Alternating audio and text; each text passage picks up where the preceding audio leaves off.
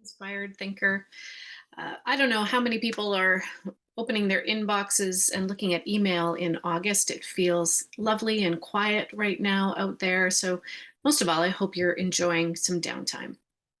If you're not and you're in the office and you click on this video, great to see you here. I'm working my way back into my workflow, into getting my work brain going. And this question we asked this week, our coaching question of the week, is still on my mind. So I'm going to share it in the newsletter this week, and maybe we'll start doing that regularly. Our question this week is, what would be different for you if you asked for what you needed this week? What would be different for you if you asked for what you needed this week? I think this question's on my mind because it's something I've been practicing, something I'm uncomfortable with. Asking for what I need has always made me uncomfortable. And so that, of course, will show up in my life and in my leadership. So I wanted to pose this question for you, and I always ask questions that are going to support me as well. If I ask for what I need this week, and I have asked for more space, I've asked for more time, not to rush some decisions. Um, I have noticed when I asked for what I need, and people are happy to accommodate and support that, then I feel less anxious or less stressed. I'm really trying to listen to what my body needs right now because my body is not happy with all the sitting. So I'm really trying to listen to those tight spots, those aches and pains, and respond to that more frequently rather than ignoring it, which is what I have done for 54 years, probably, is ignored what my body's telling me.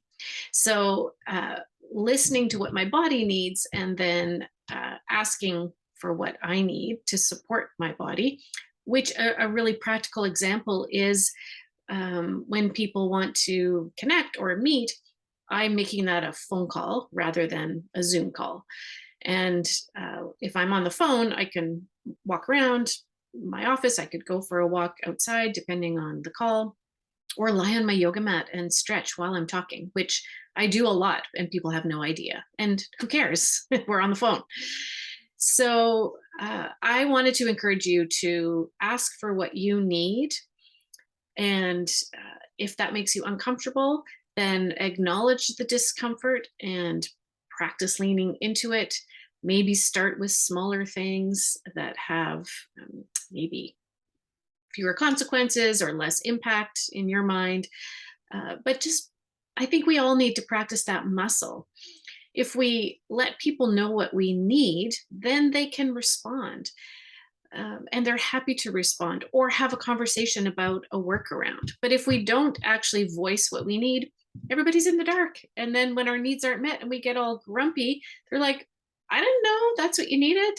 That happens to me a lot. And it's definitely something I'm working on with Darren, my husband. So I really am advocating for all of us to find our voice, ask for what we need, and step into that and live with less stress, less overwhelm, or just live less with the feeling that our needs aren't being met. So that's my August invitation for you. Let me know how it goes. Meanwhile, we are getting organized for the fall.